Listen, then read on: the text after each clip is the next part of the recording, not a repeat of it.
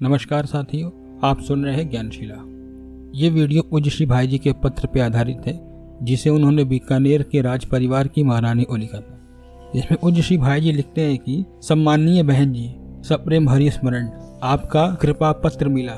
आत्म कल्याण और भगवत कैंकर्य तो प्रत्येक बुद्धिमान प्राणी का लक्ष्य होना चाहिए। इसी लक्ष्य की प्राप्ति के लिए भगवत कृपा से मनुष्य शरीर प्राप्त होता है। जीव का वास्तविक लक्ष्य यही है। प्रत्येक मनुष्य इसी की चिंता में है, इसी की खोज में है। इसीलिए तो मनुष्य किसी भी अवस्था में संतुष्ट और परितृप्त नहीं है। कोई सांसारिक दृष्टि से कितना ही बड़ा और ऊंचा क्यों ना हो जाए, धन जन मान मर्यादा ऐश्वर्य और भोगों के बाहुल्य में कोई कितना ही आगे क्यों न बढ़ जाए, वह सदा किसी न किसी वस्तु की कमी का ही अनुभव करता है। वह चाहता है कि मुझे पूर्ण और अखंड सुख मिले। यह जो कुछ मिला है सो तो अपूर्ण और अखंड मात्र ही है।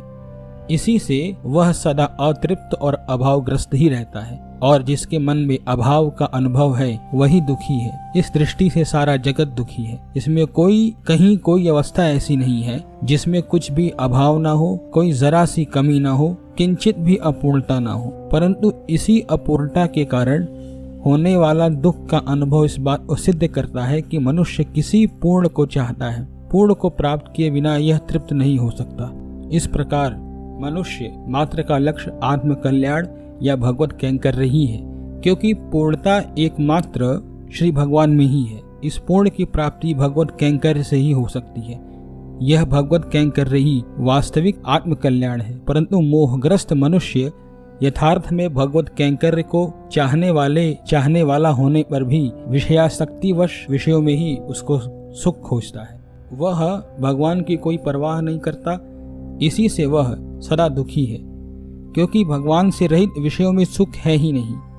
भगवान से रहित जगत को तो स्वयं भगवान ने गीता में ये बात बताई कि दुखालयम अशाश्वतम सुख रहितम और अनित्यम बतलाकर भजन करने की आज्ञा दी। अतएव आपको किसी प्रकार की मानसिक चिंता और भविष्य में अनिष्ट की आशंका नहीं करनी चाहिए। जिसकी जीवन की बागडोर भगवान के हाथ में हो, उसे चिंता क्यों हो।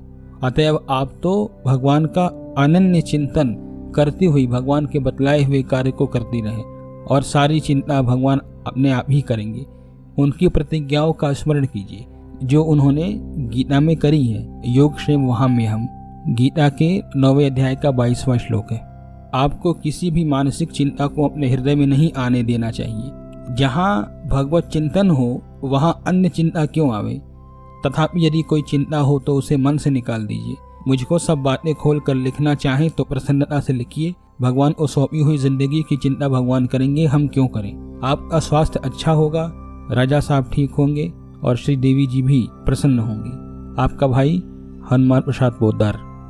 यहाँ तक पूज्य श्री भाई जी का पत्र था जो उन्होंने बीकानेर के राजघराने की जो महारानी थी उनको लिखा गया था।